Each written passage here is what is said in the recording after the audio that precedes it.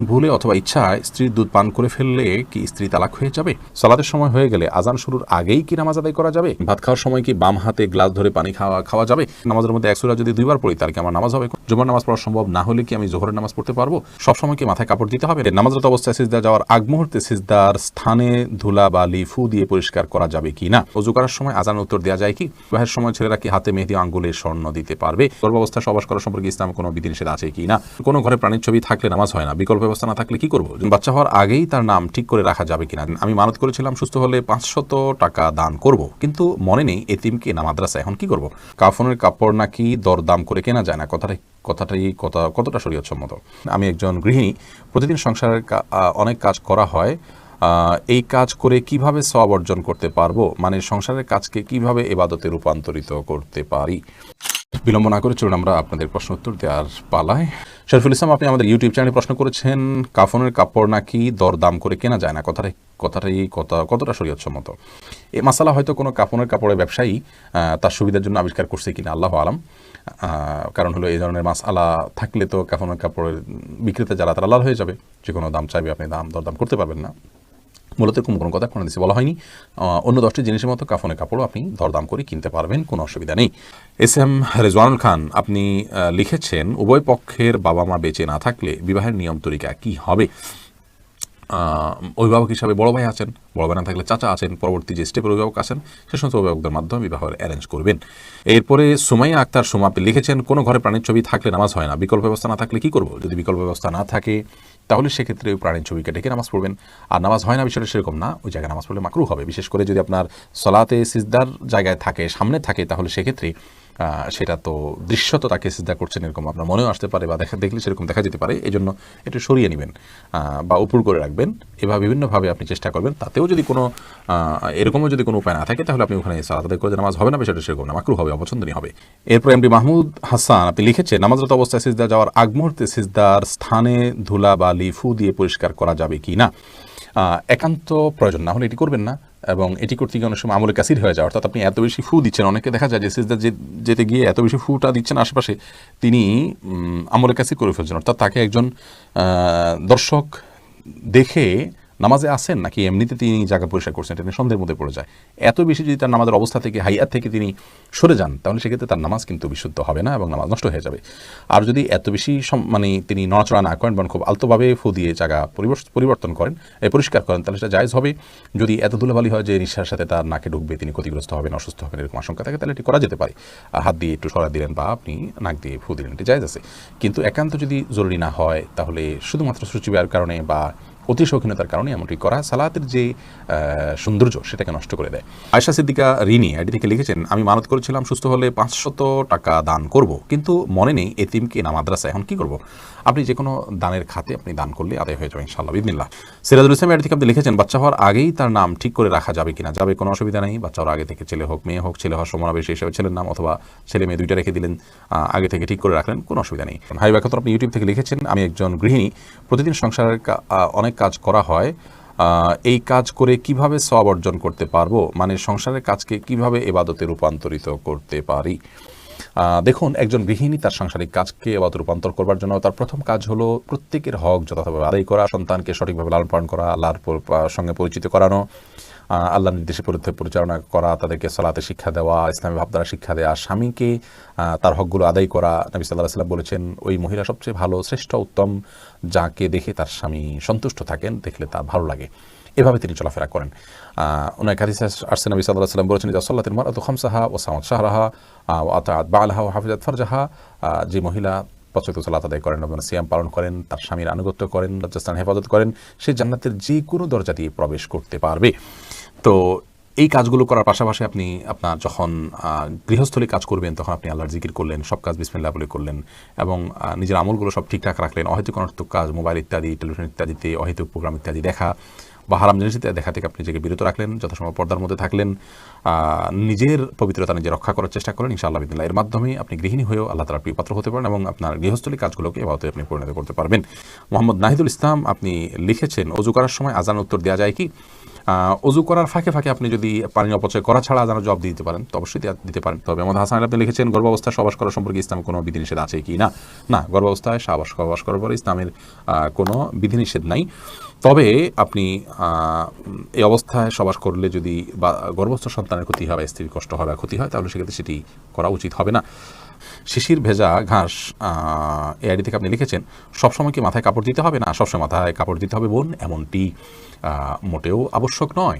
আপনি পরপুরুষের সামনে গেলে বা সে আপনাকে দেখে ফেলতে পারে এরকম হলে সেক্ষেত্রে মাথায় কাপড় না, শুধুমাত্র আপনি আপনার সৌন্দর্য ঢাকবেন, মাথার কাপড়কে আরও টেনে দিয়ে আপনার সৌন্দর্য এবং রূপ লাবণ্য এগুলোকে ঢেকে তার সামনে যাবেন।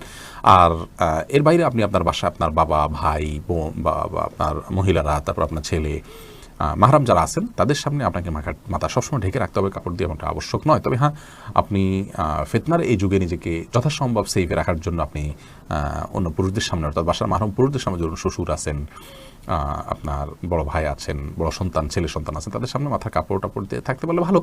কিন্তু মাথায় কাপড় দিয়ে রাখতে হবে সবসময়, এটা পর্দার নির্দেশ এরকমটি কিন্তু নয় নিজের পরিবারের সদস্যদের সামনে, অর্থাৎ মাহরামদের সামনে। জয়নাল মুন্সি আপনি লিখেছেন বিবাহের সময় ছেলেরা কি হাতে মেহেদি, আঙ্গুলে স্বর্ণ দিতে পারবে?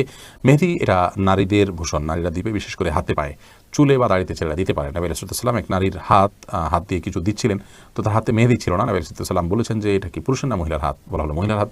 তখন তিনি বললেন যে মহিলার হাত কেমন, যে মেহেদি নাই? তার মানে মহিলারা মেহেদি পড়তেন তখন, তাদের আদা ছিল এটি, কিন্তু পুরুষ সেটি করবে না, অর্থাৎ নারীর সাথে পুরুষ সাদৃশ্য গ্রহণ করা নিষেধ। আর তাছাড়া সাজগোজ এটি মূলত নারীদের জন্য, সাজগোজ বলতে এই জাতীয় অতিরিক্ত যে সাজগোজ আছে সেটি, আর পুরুষও পরিপাটি হয়ে থাকবেন সেটি তো অবশ্যই ভালো। শাহাদাত হোসেন আপনি লিখেছেন জুমার নামাজ পড়া সম্ভব না হলে কি আমি জোহরের নামাজ পড়তে পারবো? জুমার নামাজ পড়া সম্ভব না হলে, মিস হয়ে গেলে তো অবশ্যই জোহর নামাজ পড়বেন। মোহাম্মদ হাসান আলী কিন্তু কেন মিস হলো, অবহেলা কারণে মিস হলো, সেটি গুনাহের কথা সামনে থেকে সাবধান হতে হবে। মোহাম্মদ রহমান আপনি লিখেছেন ভাত খাওয়ার সময় কি বাম হাতে গ্লাস ধরে পানি খাওয়া যাবে? যাবে, বিশেষ করে বাম হাতে পানি নিয়ে ডান হাতে ঠেক দিয়ে অনেকে খান, অর্থাৎ দুই হাত দিয়েই খেলেন আর কি, এটা জায়েজ আছে, কিন্তু উত্তম হলো আপনি সরাসরি ডান হাত দিয়ে পান করা। কারণ নবী করিম সাল্লাল্লাহু আলাইহি ওয়াসাল্লাম এক কৃতদাসকে বাম হাতে খেতে দেখে বলেছেন কুল বিয়ামিনিক, তুমি তোমার ডান হাতে খাও, অকুল বিমায়ালিক, এবং তোমার সামনে থেকে খাও। তো বাম হাতে পান করা এটা সুন্নাহর খেলাফ একটি কাজ, এটি করা উচিত নয়। ডান হাতে যথাসম্ভব পান করা উচিত, কিন্তু ডান হাতে আমাদের খাবার লেগে থাকে, বিশেষ করে আমরা যারা এই সাবকন্টিনেন্টে থাকি, আমাদের খাবারগুলো এরকম যে ভাত তরকারি ঝোল টোল দিয়ে খেতে গেলে আমাদের হাত মেখে যায়, গ্লাসে ধরলে নষ্ট হয়ে যায়, সেখানে আমরা আঙুল চেটে খেয়ে তারপরে ধরতে পারি, সেটা আমাদের জন্য অধিকতর সুন্নাহর নিকটবর্তী এবং ভালো। কিন্তু যদি কেউ বাম হাতে খেয়ে ডান হাত দিয়ে ঠেক দেন তাহলে সেটাকেও আপনি আপনার ভুল বলবেন বা গুনাহ হয়েছে এরকম বলার কোনো সুযোগ নেই, সেটা করা যেতে পারে। অনেক ওলামা ইকরাম সেই পরামর্শ দিয়ে থাকেন। মাহদি হাসান আপনি লিখেছেন নামাজের মধ্যে এক সূরা যদি দুইবার পড়ি তাহলে কি আমার নামাজ হবে? কোনো অসুবিধা, নামাজ হয়ে যাবে। এক সূরা যে একাধিকবার পড়তে হবে, এক সূরা যে একবার বেশি পড়া যাবে না এমন কোনো বাধ্যবাধকতা নেই। আমরা সূরা তারাবির সালাতে যে পড়ি এক রাকাতে তো অনেক সূরাও পড়ি, তাই না? কোনো অসুবিধা নেই। জান্নাতুল ইমিন আপনি লিখেছেন সালাতের সময় হয়ে গেলে আজান শুরুর আগেই কি নামাজ আদায় করা যাবে? সালাতের সময় হয়ে গেলে আজান শুরুর আগে আপনি সালাত আদায় করতে পারেন, কোনো অসুবিধা নেই। সালাতের সময় হওয়াটা হলো মূল। ইন্না সালাতা কানাত আলাল মুমিনিনা কিতাবাম মাওকুতা, সালাত নির্দিষ্ট সময় আদায় করাটাকে ফরজ করা হয়েছে। আজান হলে তারপরে জামাত হবে, আজান হলে ডাকার জন্য, কিন্তু তার আগে মা বোনরা তার জায়গায়, পুরুষরা তার জায়গায় সালাত আদায় করতে পারবেন, কোনো অসুবিধা নেই। আরমান হুসাইন আপনি ইউটিউব চ্যানেল থেকে প্রশ্ন করেছেন ভুলে অথবা ইচ্ছায় স্ত্রীর দুধ পান করে ফেললে কি স্ত্রী তালাক হয়ে যাবে? দেখুন, ভুলে বা ইচ্ছাকৃতভাবে যদি কোনো স্বামী তার স্ত্রীর দুধ পান করে ফেলে তাহলে তার কারণে তাদের বৈবাহিক সম্পর্ক নষ্ট হবে না, এটি বিশুদ্ধতর মত এবং এটি জুমহুর উলামা ইকরামের মত। কেউ কেউ এর ব্যতিক্রম বলেছেন, কিন্তু সেটি আসলে গ্রহণযোগ্য নয়। অতএব স্বামী যদি স্ত্রীর স্তনে মুখ দিয়ে দুধ পান করে ফেলেন ভুলে, তাহলে তার কারণে সম্পর্ক, তাদের স্বামী স্ত্রীর সম্পর্ক নষ্ট হবে না। নবী করিম সাল্লাল্লাহু আলাইহি ওয়াসাল্লাম বলেছেন ফাইন্নামার রাদাআতু মিনাল মাজাআহ, অন্য হাদিসে আসছে লা রাদাআ ইল্লা